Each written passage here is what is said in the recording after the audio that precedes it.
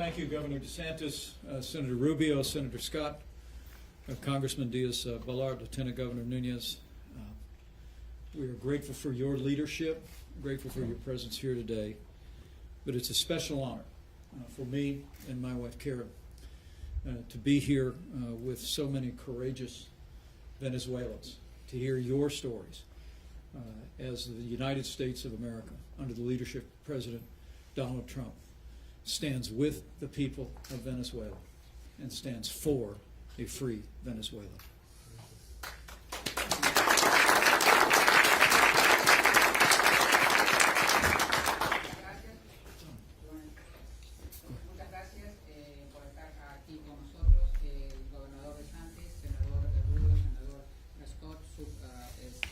Representante Díaz-Balart, gobernadora Núñez. Es para mí un honor estar aquí con todos ustedes, junto a mi esposa Karen y junto con todos ustedes, estos valerosos venezolanos que están aquí para compartir sus historias con nosotros. Estados Unidos, bajo el liderazgo del presidente Trump, está mano a mano con el pueblo de Venezuela y por la libertad en Venezuela. I will have much to say at our next event, but we're really here to listen. I'm grateful not only that these elected officials are with us, but also grateful to be joined by Elliot Abrams, who has been appointed by the Secretary of State as our special envoy to Venezuela. But we want to hear your stories and make it more possible for us to ensure that the American people hear Venezuela's story and hear what's truly happening there. Not only the promise of this moment, but the oppression, the struggle that the people of Venezuela have faced and continue to face under this regime.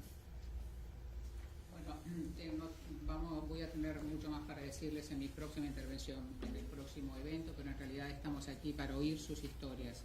Queremos agradecer a todos estos representantes que han sido electos aquí, que están junto con nosotros. También le quiero agradecer la presencia del representante especial Abrams, que fue designado por el secretario de Estado como representante especial del tema de Venezuela. Estamos aquí para oír las historias de ustedes, para que nos cuenten cuáles son sus promesas. Queremos saber todas las historias de opresión que ustedes han estado viviendo, cuál es la lucha que ustedes enfrentan día a día, y estamos aquí para oírles y para expresarles nuestro apoyo a ustedes. I'm going to recognize Jose to get started, but I'm actually going to ask my wife to come and sit between me and Governor DeSantis. I'm so delighted to have her here with me.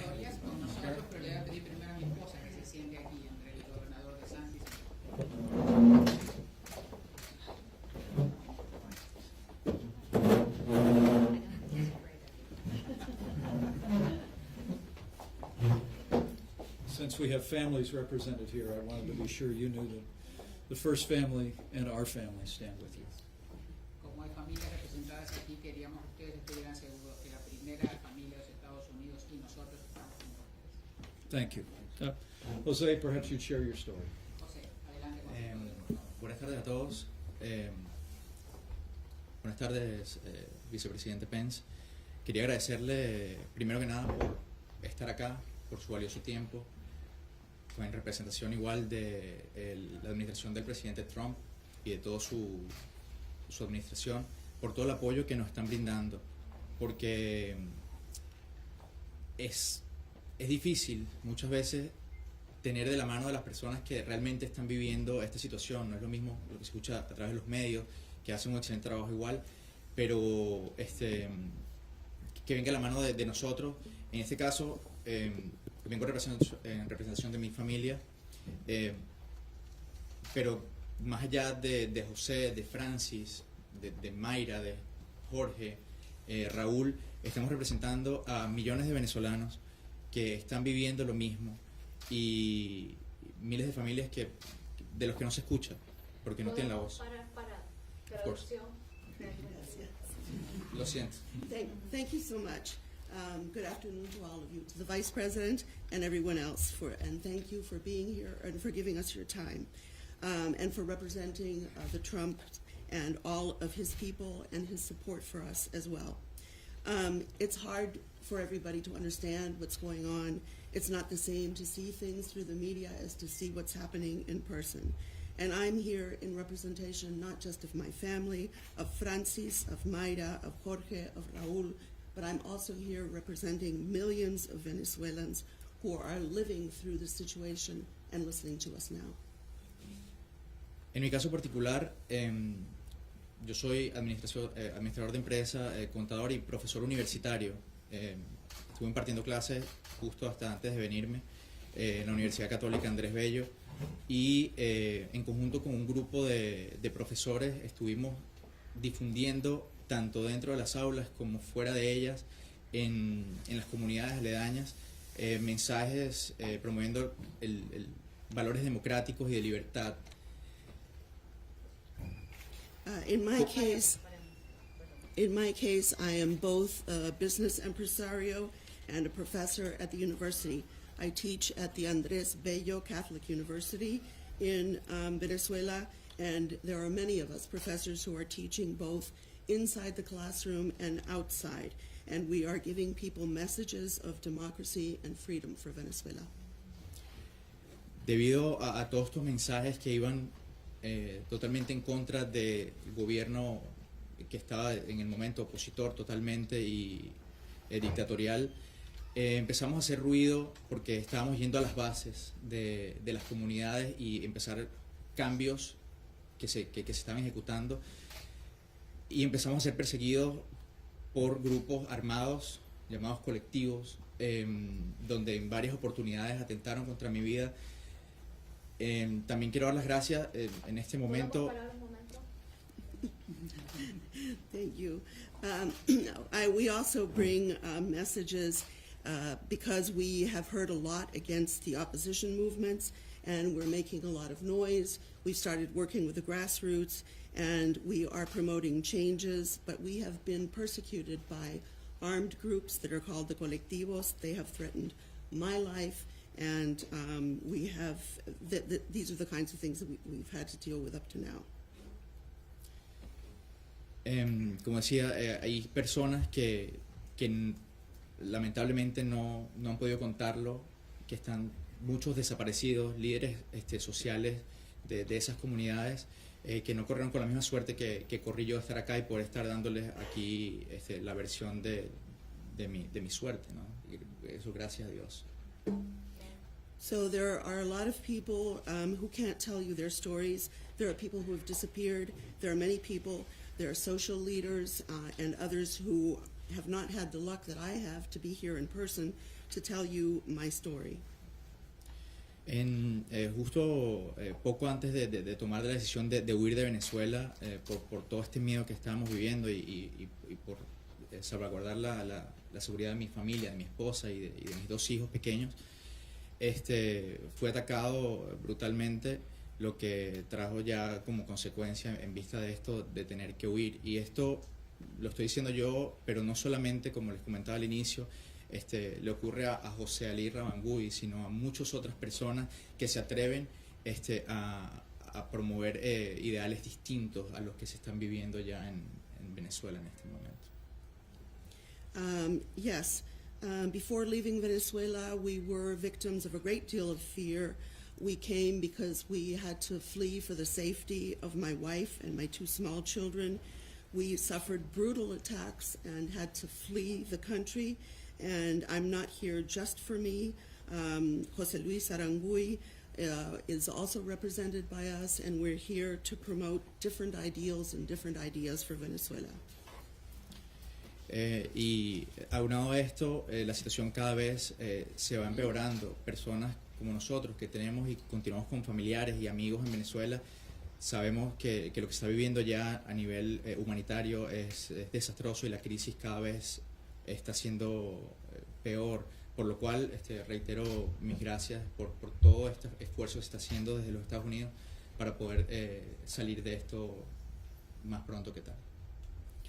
So the situation has been getting ever worse. As I said, we had to flee here. The humanitarian crisis in Venezuela just gets worse and worse.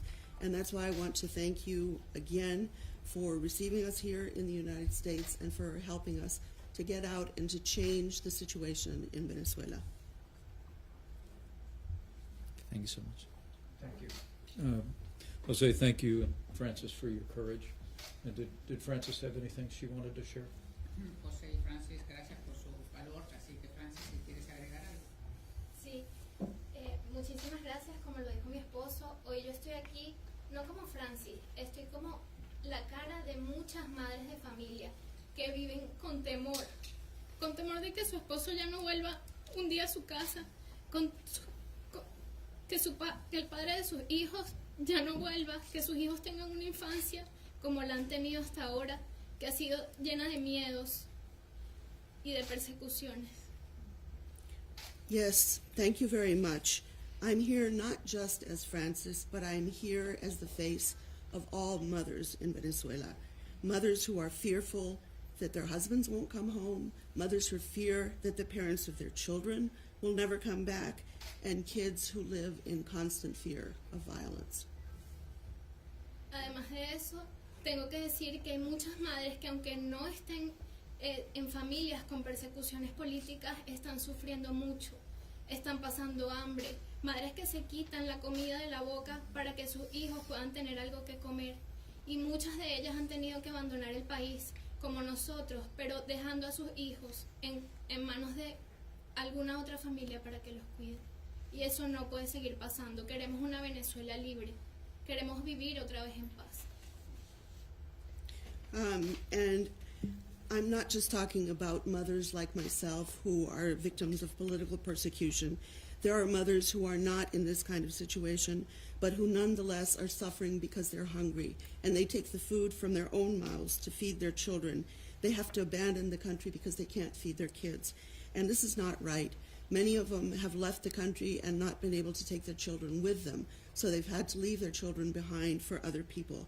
And this is just not right. We need a free Venezuela. We need a peaceful Venezuela again. Thank you.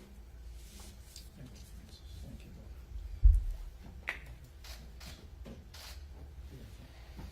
George? Buenas tardes. Primero quisiera agradecerle al vicepresidente de los Estados Unidos, señor gobernador, señores senadores, comitiva, medio de comunicación, gracias por estar aquí, gracias por darnos la oportunidad a nosotros de poder traer nuestra historia a ustedes. Como dijo mi amigo José, es la historia de muchos venezolanos, es la historia de millones de venezolanos, ¿verdad? Particularmente, trabajé muchísimo, hice mucho activismo político en contra del régimen desde sus comienzos. El año 2017 fue un año muy crucial, luchamos en la calle, luchamos en los medios, en las redes, para tratar de que, primero pidiendo la dimisión del presidente, que veíamos que era una forma constitucional de hacerlo, luego en contra de lo que veíamos que era una aberración, que era la creación de la Asamblea Nacional Constituyente. Yes. Good afternoon, and thank you to the Vice President. Thank you, Governor. Thank you, representatives, and thank you to the media. Thank all of you here on this committee for being here today, and for giving us the opportunity to tell you our story. Jose's story is the story of millions of Venezuelans. We have worked for years against this regime and the one that was its predecessor since the very beginning. 2017 was a very critical year. We were able to take our struggle out to the streets and to the media, and we are asking for help and for being able to change the regime at this time.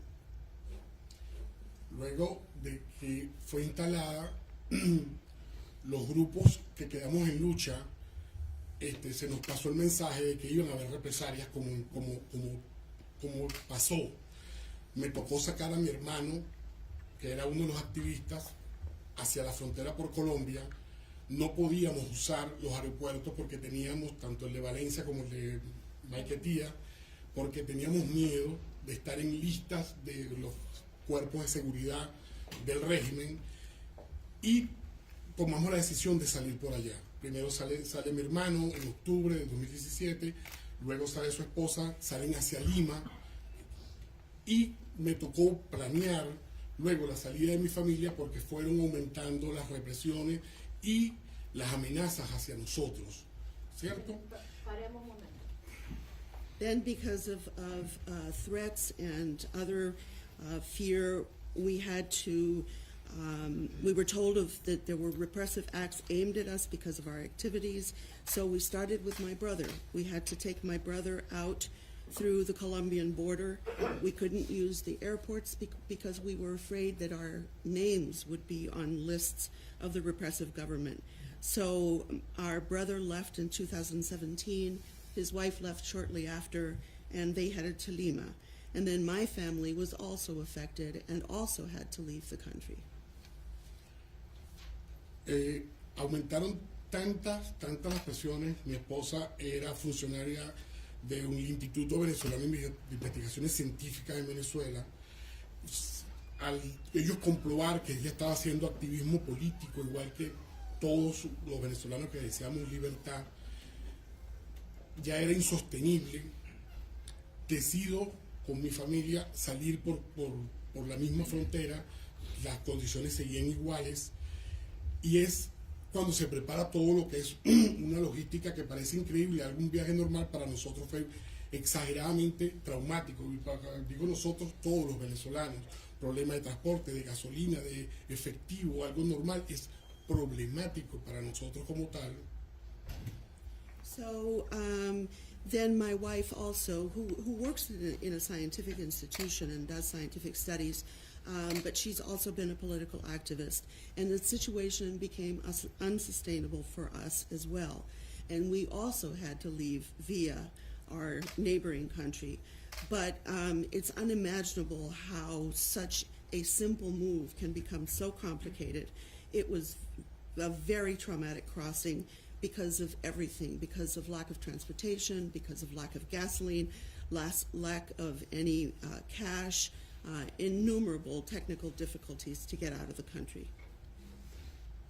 Una vez en frontera, nos trasladamos hacia la ciudad fronteriza venezolana de San Antonio, sellar los pasaportes para poder pasar el puente internacional fue problemático por la cantidad de venezolanos que ahí existían y convivían. Luego logramos sellar, tardamos 2 horas, un proceso muy largo, cuidándonos de las autoridades venezolanas, de la Guardia Nacional, de toda esta gente que, primero el temor de estar en lista y segundo te revisan si te ven salir con maletas, te revisan para que no lleves dinero, no lleves dólares, no lleves cualquier pertenencia que a ellos les interesa que no salga. Es una cola de 2 kilómetros en el puente de mucha gente, 7.000, 8.000 personas pasando al mismo tiempo.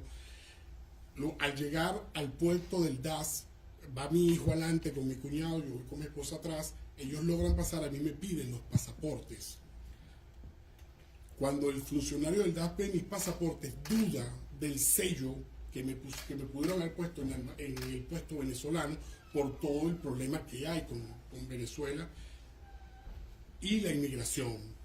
El funcionario me dice que me devuelva a sacar lo que se llama un carnet fronterizo, que es un carnet que usan los ciudadanos que residen tanto en Cúcuta como en San Antonio del Táchira. Esperemos un momento. So at the border at San Antonio, we had our passports sealed so we could cross the bridge into Colombia.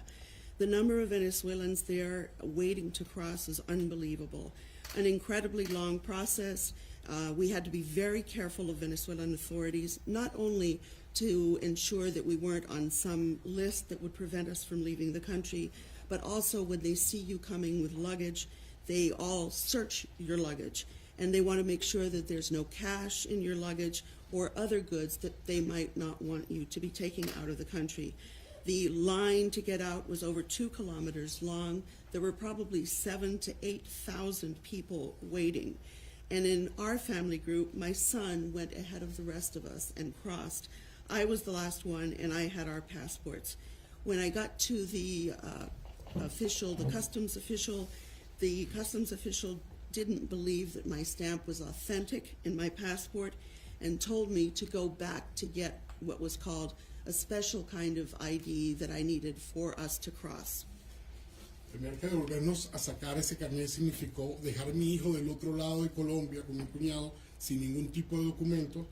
Mi esposa se queda en el medio del puente con las maletas y yo tuve que salir a devolver a buscar esas dos identificaciones y cambiarnos las camisas para que los funcionarios de Venezuela no nos reconocieran que estábamos volviendo a pasar por los controles, tanto de aduana como de seguridad, y logramos pasar.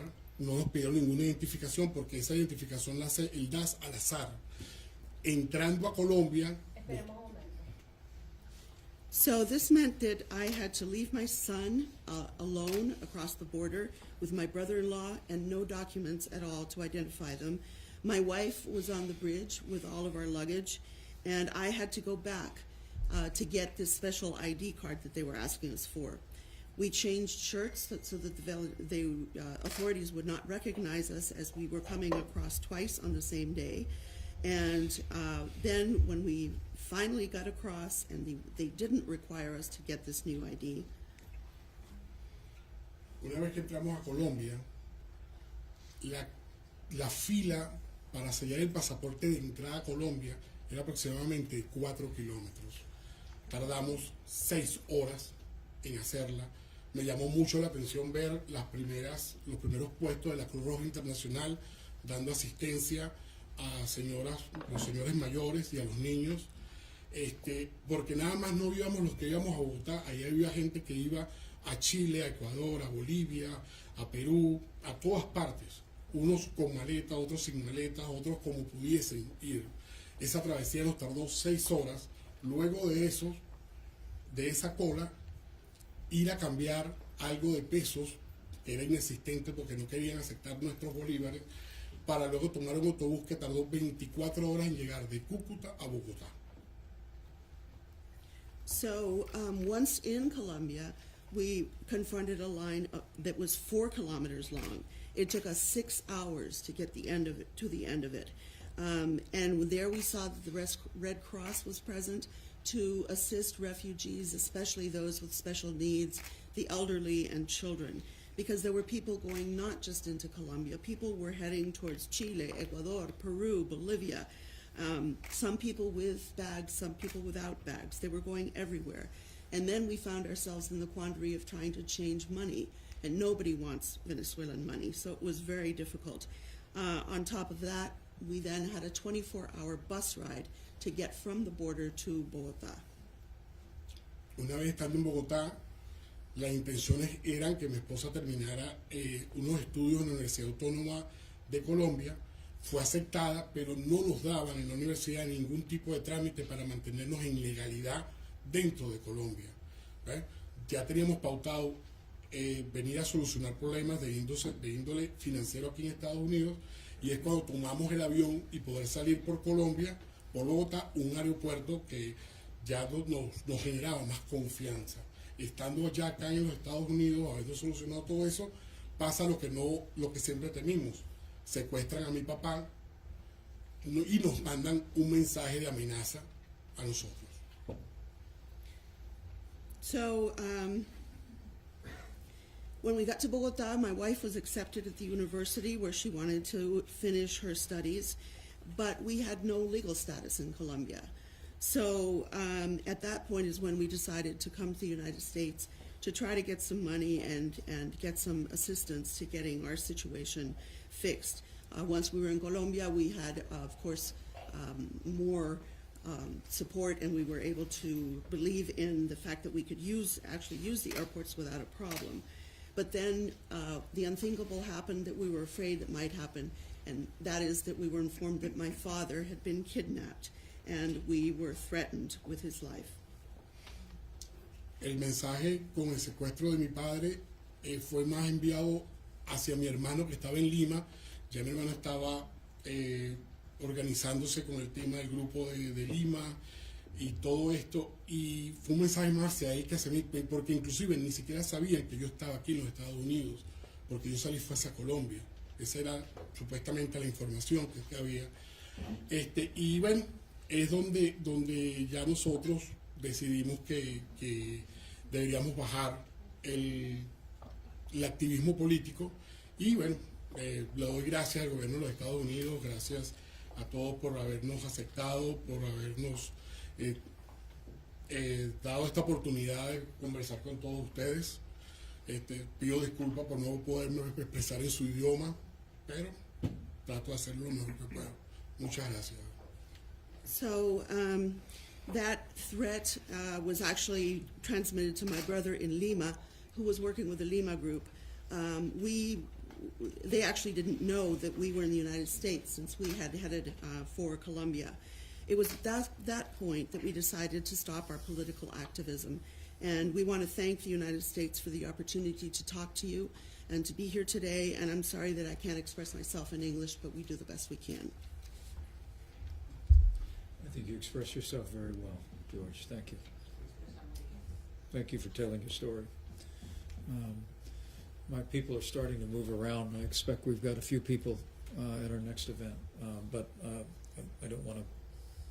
We really want to hear from everyone here. I know the other leaders in the room do as well. I don't know if Mara had anything you wanted to add to that. Mi gente está un poquito nerviosa y se está moviendo, pero le queremos dar la oportunidad a todos ustedes que se expresen, así que si usted tiene algo para agregar, por favor, adelante. Bueno, me sumo a las palabras de mi esposo y de mis hermanos venezolanos. Realmente no estamos aquí por individualidad expresándonos, sino en nombre incluso de todos nuestros hermanos que están allá. Pienso, no sé, y lo más difícil para nosotros es la fractura familiar. Nuestra familia que se queda en Venezuela, hablamos con ellos todos los días y la situación es terrible. Nosotros salimos hace un año y estaba muy difícil. Y contar la historia aquí.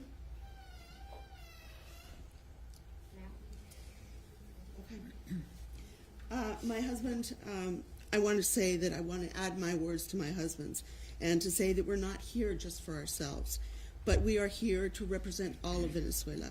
It is very hard to have a fractured family. We left our family behind, and we've been talking to them. They're still in Venezuela, but the situation is terrible. We left a year ago, and it's been very, very difficult. Que nos hayan dado la oportunidad aquí de expresarnos, se lo agradecemos enormemente. Hace un año todavía nosotros estábamos en la calle luchando con la esperanza de que iba a cambiar todo. Realmente nos tomó de sorpresa tener que salir tan repentinamente, porque todo lo que pensábamos que iba a ocurrir en ese momento no ocurrió, que era la salida del régimen, del dictador. Y tuvimos que salir porque estaban nuestras vidas en riesgo, pero quedó nuestra familia allá y la están pasando muy mal por tantos problemas que hay. Todo lo que él les comentó y lo que les ha comentado nuestro amigo José Francis y lo que van a comentar nuestros demás compañeros está peor, está incrementado.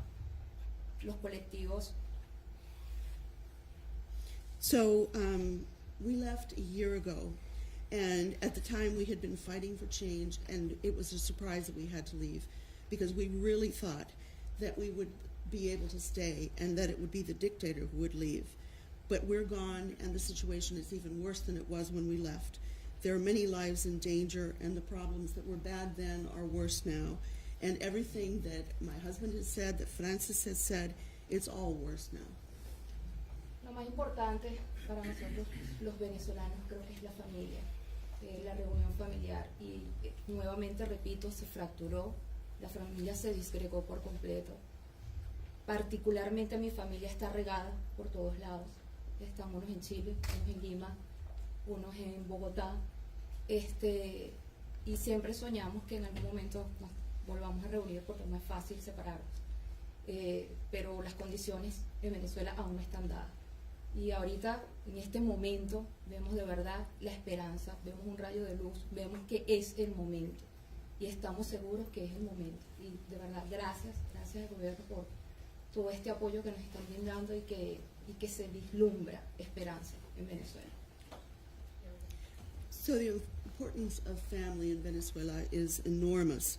And so, as I said, so many of our families are fractured, and this is very, very difficult, especially my family, which is all over. Some of us are here, some in Bogota, some in Chile and elsewhere. We would all like to get back together, but the conditions are really bad. But being here now, at this moment, we see hope, finally. We're seeing some light at the end of the tunnel, and we believe this is the moment. And we want to thank you again for your support. Thank you, Myra. Thank you, George, for your courage. Thank you for telling your story, and know that we're with you. We'll continue to stand with you until you are back together in a free Venezuela. Gracias, Jorge. Gracias, Mayra. Y ustedes tienen que contar con nosotros, que vamos a estar siempre protegiéndolos y ayudándoles. With that, I saw my people moving around, so maybe we could have just a few thoughts from our remaining guests. But Jesus, thank you so much for being here. Señor Presidente, yo me suscribo al agradecimiento que han dado mis compañeros, mis compatriotas, por ustedes recibirnos y dar su tiempo, también y parte de su lucha por el rescate y la restauración de la democracia y la vida en Venezuela. Yo me suscribo a las palabras que mis compañeros han dado anteriormente. Mi historia como joven de 29 años de edad es muy parecida a la de millones de jóvenes de venezolanos que en este momento, por desgracia, o ya han migrado o están pensando en migrar. No ven futuro en Venezuela en este momento. Muchos jóvenes que están padeciendo de hambre, muchos que tienen hijos y no tienen que darle de comer, que de verdad se quitan su pan de la boca para dárselo a sus hijos. No nos queda oportunidad más que emigrar e irnos de Venezuela mientras todo esto cambie. Yes, I want to add my thanks to all of you for your time and for the opportunity to be here, and also for your assistance in rescuing democracy in Venezuela. My story at the age of 29 is the same of so many young people in Venezuela, the same as millions of other young people in Venezuela. People are either emigrating or they already have emigrated because they see no future in Venezuela. There is hunger, there are children with no opportunities, and as very well said by one of the mothers here, there are people who are taking bread out of their own mouths to feed their children. There are absolutely no opportunities right now, and the emigration crisis is great. Vicepresidente, no me voy a extender el porqué de las razones de mi salida, pero si resumo, yo fui concejal electa a los 23 años de edad, porque inicié mi carrera política a los 15, y hasta llegó al gobierno de Venezuela a decir que yo era un agente de la CIA, una cuestión ridícula que bueno, todo eso apuntó a que yo tuviera que salir del país, porque el general Rangel Silva, que es uno de los del cartel de los soles, es el gobernador de mi estado, y una vez asesinan a un joven en mi ciudad a través de todo este proceso de protesta. Una de las personas que responsabilizaron fue a mi persona a través de los medios de comunicación del Estado, y no me quedó de otra que obligarme a salir, porque yo estar allá era convertirme en un mártir más de la situación de Venezuela, en un problema más a resolver, y en este momento estamos más que para hacer problemas, en ser parte de la solución. So I'm not going to go into great detail about my situation. I'll just say that I've been a politician for a long time. I started in politics when I was 15, and I was elected to the city council when I was 23. I was accused just before I left of being part of the CIA, which is an absolutely ridiculous accusation. But I had to leave because Rafael Silva, who's the governor of my state, and had a young person already assassinated in my city, and I was blamed for that assassination by the media. And I had to leave because, far from aspiring to being a martyr for the cause, I wanted to be outside where I could be part of the solution to our problem. No me queda más que agradecer a los esfuerzos que ustedes están haciendo de los Estados Unidos, organizaciones como IVAC también, que me han permitido la oportunidad de ser una voz disidente una vez exiliado. Como le comentaba al senador Marco Rubio, se lo extiendo a todos ustedes. En Venezuela ha llegado el momento. No podemos extender más, porque mientras estamos conversando en esta reunión, hay niños muriendo en los hospitales, porque se va la luz en un hospital, porque no hay manera de atenderlos, y en mi ciudad han muerto más de 500 niños en el año 2018 porque se va la luz al momento de nacer, porque hay niños muriendo de hambre porque la madre no tiene cómo darle, porque hay jóvenes muriendo en manos de la inseguridad. Así que todo tiempo que corra, eso se va a traducir en más muerte. Ahora, tengan la certeza que nosotros como venezolanos estamos del lado del gobierno de Norteamérica, solo esperando que se den las últimas acciones para nosotros respaldarlos a ustedes en cualquier decisión. Y como se lo decía el senador Marco Rubio, ustedes van a estar en un pedestal de la historia de Venezuela, van a estar acompañando el nombre de nuestros libertadores, porque en este momento ustedes, junto a nuestros héroes que quedan en Venezuela luchando, están haciendo un papel de libertario, y allí ustedes van a tener una posición muy importante en la historia de Venezuela, y se lo vamos a reconocer a esta administración, a los senadores, a congresistas, a todos los que han dado un paso al frente para luchar por Venezuela. Allí ustedes van a estar de ese lado de la historia, y cuenten que la decisión que ustedes tomen, nosotros como jóvenes, como venezolanos, las vamos a estar acompañando. Así que por piedad, por humanidad, no le demos más larga al asunto. Necesitamos fuera al régimen para rescatar a Venezuela, y que Venezuela sea un país próspero como siempre lo fuimos, y amigo de los Estados Unidos. Eso es lo que merecemos. So I want to thank you again, both the government of the United States and organizations like EVAC, who helped us to be a dissident voice outside of Venezuela. As I told Senator Marco Rubio, this is the time to act. There are children dying. There are children who are dying because they have no help. Just 500 children in my city alone died at the time of birth because there was no electricity in the hospitals. And there is not a second to lose, because time equals more death.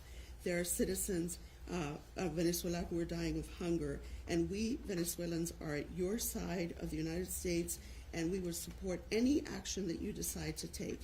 Venezuelans will be on your side, and I can guarantee you that you, this administration, these representatives will go into the history books in Venezuela as heroes, as people who are liberators as much as the liberators were at the time of Venezuela's independence.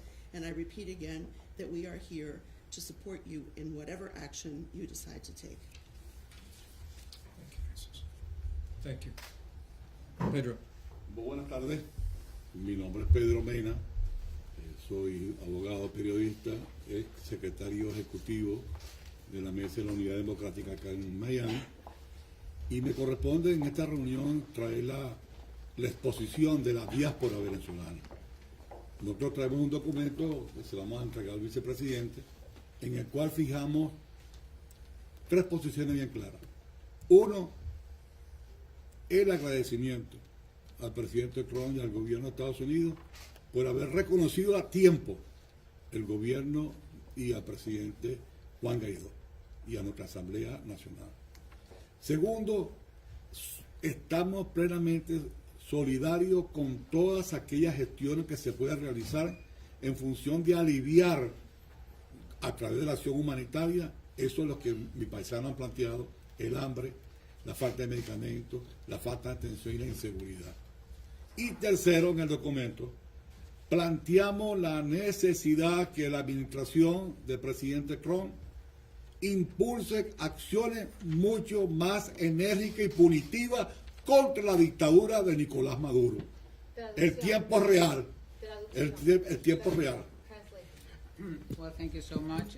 Good afternoon. My name is Pedro Mena. I am a lawyer and also a journalist. I'm here representing the Unidad Democrática here in Miami and representing the diaspora of Venezuela. We have a document that we will be handing to you where 3 positions are clearly stated. One of them is to thank President Trump and his administration for having acknowledged in a very timely manner the President Juan Guaidó and also the National Assembly. The second one to be to have all the actions needed to alleviate this humanitarian crisis that Venezuelans are undergoing. There is hunger, there is lack of medicine, there is insecurity.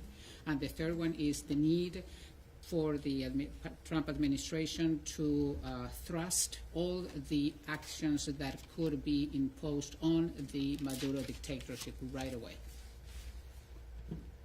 Consideramos oportuno este momento para tomar las decisiones, y todos ustedes pueden contar, el senador Marco Rubio, el senador Reyes Cobb, nuestro hermano Mario Díaz Valar, el gobernador del estado de Florida, DeSantis, y el embajador Abraham, en el cual le decía que tenemos muchas esperanzas en las gestiones que puede hacer él en la solución definitiva de este problema.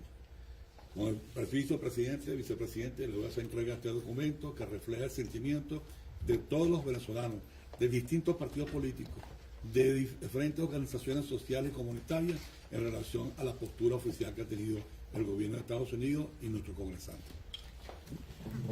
Well, thank you very much. As I just said, I would like to thank Senator Rubio, Senator Scott, our friend Diaz-Balart, the Governor DeSantis, Ambassador Abram.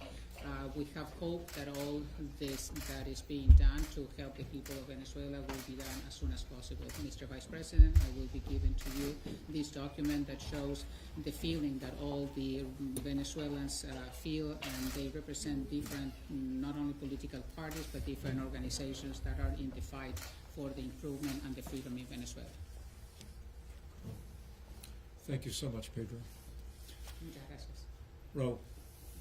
Buenas tardes. Bueno, voy a ser corto porque la verdad que sé que el tiempo que ustedes tienen es muy contado. Primero es agradecerle al vicepresidente, a los senadores y a los representantes y al gobernador por esta reunión y por escucharnos un momento. Yo soy parte de lo que es la historia más oscura de lo que fue el régimen de Hugo Chávez, porque a mí me tocó el régimen de Hugo Chávez. Expreso político durante 6 años en la sede de la DICI, la Policía Política de Venezuela. Fui testigo de primera mano de torturas físicas, psicológicas, desapariciones forzadas de personas en los propios calabozos de la DICI, burlas por parte de altos funcionarios del gobierno, humillaciones constantes, y fue tanta las pruebas que nosotros reunimos en el transcurso de los años, que en mi caso se convirtió en la primera sentencia contra el Estado venezolano por persecución y torturas políticas. Well, thank you very much, Mr. Vice President, Senators, Representatives, Governor, for calling this meeting. I represent here the darkest side of the Chavez administration. I was a political prisoner for 6 years in a political jail. I was the subject of torture, physical and psychological. I was witness of disappeared cases, people that were laughing at us, and they humiliated us every turn that they could. I had there was so much evidence in my case that it was the first case in where the sentence was against the dictatorship for abuses. Es explicar sobre lo que pasa un preso político en Venezuela. Podríamos estar todo el día. Es mucho lo que hay que decir. Y probablemente lo que ustedes escuchen aquí no llega ni a la mitad de la realidad. Hay muchos más de los que se dicen hoy en día, de los 140 o 150 presos políticos que hay. Personas que tienen hasta 10 y 15 años en la cárcel y que día a día son humillados ellos y su familia. Algunas familias han tenido que huir al extranjero, muchos hacia casi los Estados Unidos, para evitar que la extensión de la humillación y de la tortura sea más hacia la familia que hacia la misma persona que está en la cárcel. Well, actually, you know, when we talk about political prisoners in Venezuela, we could spend the whole day here. I think that we know half of what is really happening in those situations, and I think that the fact that people say that there are 140 to 150 political prisoners, this is not true. It's much more than that, and some people have been in jail for 10 or 15 years. They have been humiliated day in and day out, and some of them really have to leave the country, their families as well, so that they will not be subject to torture and humiliation as we were. Pues lo único que me queda es darle gracias a este país por abrirnos las puertas a los venezolanos y darnos la oportunidad de ver desde afuera cómo todo puede ir cambiando. Ha sido lento, pero creemos que este es el momento oportuno para que la situación en Venezuela cambie, y no hay más que darle las gracias a esta administración por todos los pasos que ha tomado para lograr eso. Well, thank you so much to this country for having opened the doors to us, to the Venezuelans that wanted to come here. Thank you for giving us the opportunities to see the situation from the outside and to be aware that the change can come, even though it might be slow, but it's time. It's time for change to come, and there are no words to thank this administration for everything that they have done for us. Thank you. Well, thank you for being willing to tell your story, but also to speak up on behalf of all of those that are still in prison and enduring what you endured at this very hour. Gracias por compartir su historia y gracias por hablar en nombre de aquellos que no tienen voz porque están todavía siendo prisioneros en las cárceles. I must say, we're very moved by all the stories we've heard, but also by the clear intention by each of you to speak on behalf of all of those others who have gone through what you've gone through and are still going through it now. En realidad estamos sumamente emocionados por todas las historias que ustedes han compartido con nosotros, pero también queda muy claro que ustedes no están aquí solamente en nombre de ustedes, sino en nombre de todas aquellas personas que han pasado la situación que ustedes han tenido. Dr. Gottinger. El doctor, por favor. In look at time, I'm going to try to be really short and speak to 2 or 3 minutes. I want to address 2 points. And first of all, like everybody says, I'm so thankful for you to be here. The senators, the congressman, governor, and ambassador. My name is Dr. Rafael Gottinger. I'm a vice president of the Venezuelan American Medical Association. We're a group of doctors, Venezuelans in the USA, and we have been helping Venezuela for the past 2 years in this crisis. I want to stop first before I go into the second point. And just a week ago, we remember the Holocaust. I am a Holocaust survivor descendant. My father and mother were in the Holocaust. And today, I have to show this because I cannot believe what my eyes are seeing. This is real children. This child, the Venezuelan doctors were able to rescue him. This child died. This is part of the humanitarian crisis that we're having right now in Venezuela. I prepare for you, for the governor and the senators and Mr. Abrams some packages, but the security was checking it, so I have an extra one for you, more pictures if you have the time to look at other childs that have died and a little bit of them have survived. So that's part of the crisis that we have been working for 2 years to try to open that humanitarian aid that we need for Venezuela. So about 2 months ago, Mr. Ackerman, who is right there, and myself from IVAC, we were in the comfort in Colombia, across from Venezuela, as Venezuelan doctors helping the Venezuelans, the Colombians, and the Guajiros. And I think now we're seeing clearly the opportunity, hopefully, for the reconstruction of the Venezuelan healthcare system. And I think that we hope, as a symbolic thing, because we cannot fix Venezuela with a ship, but to have the ship in Venezuela once we can take it. And then my message is the second point. We have 3 points or 3 ways of looking at the reconstruction: immediate, intermediate, and the long term. And the immediate is, depending on how the government change, can be a catastrophic one where we need to have really a lot of injured people, or a peaceful one. And I think we should be prepared for that day, the day after, now, and not just wait for that to happen. We need to start working with all the NGOs, the government, and even with now the new government of Venezuela, to try to have that prepared for that day after. And then the intermediate is, how do we work on reconstructing the healthcare system? In the long term, it's going to take probably 20 to 30 years. So we are happy to help you.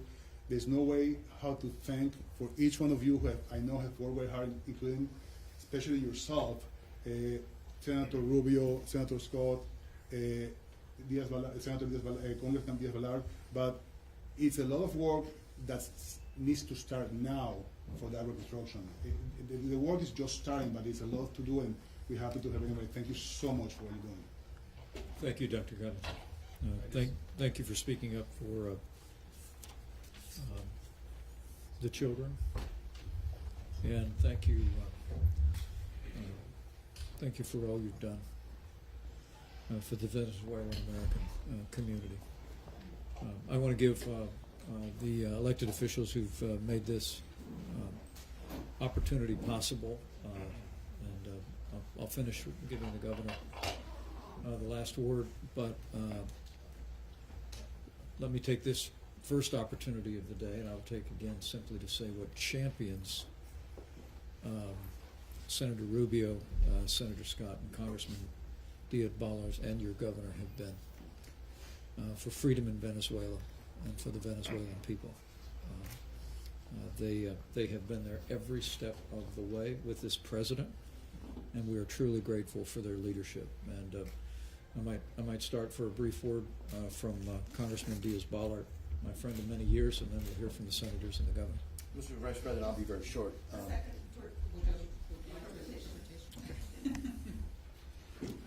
Bueno, should I go with what the doctor said or just go with?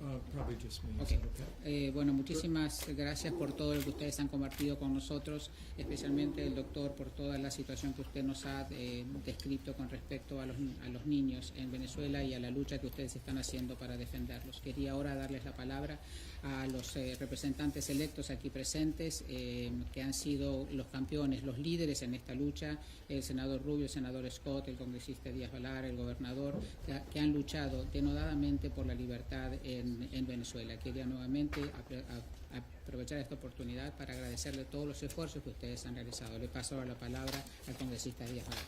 Mr. Vice President, thank you for your leadership.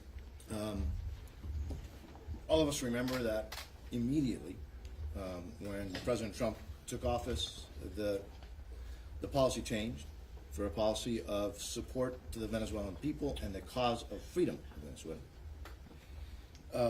Because of your efforts, because of the leadership of the United States and the heroism of the Venezuelan people, we are now in a pivotal moment. I was at the White House with the President yesterday, and I mentioned there very briefly that President Trump is the leader of freedom in this hemisphere. And the Venezuelan people know it and cannot thank you enough. We are now living a moment like it was just before the fall of the Berlin Wall. And as Ambassador Bolton so well put it, this troika of tyranny does not have to be there. But your leadership, President Trump's leadership, your team's leadership has been instrumental. And I think, to what Jesus said, this is the moment. And I know that you are doing everything, the President's doing everything, and I think that the inevitable is the freedom, the absolute freedom, and the return of sovereignty, in other words, the expulsion of the army of occupation from Cuba. In Venezuela, that's now. Thank you for your leadership, sir. Thank you, Congressman. Senator Rubio. I don't need to speak out again. I know we're running tight on time. I just want to thank you and the President for making this a priority. You've never had to be convinced to be a part of this, and especially you who have taken it on as part of your portfolio in Lima and then within the administration. And I want to thank those who have spoken to us here today to remind us that those of us in public service often get a chance to do very meaningful things, but rarely do we get a chance to do historic, great things. And the cause of freedom is historic, and it's great, and it reminds us of who we are as a nation. And we're inspired by their stories. Amen. Thank you, Senator. Senator Scott. Thank you, Karen, for being here. Thanks for highlighting this. And I want to thank you and the President for your focus on getting this done. And we just can't stop. We've got to win.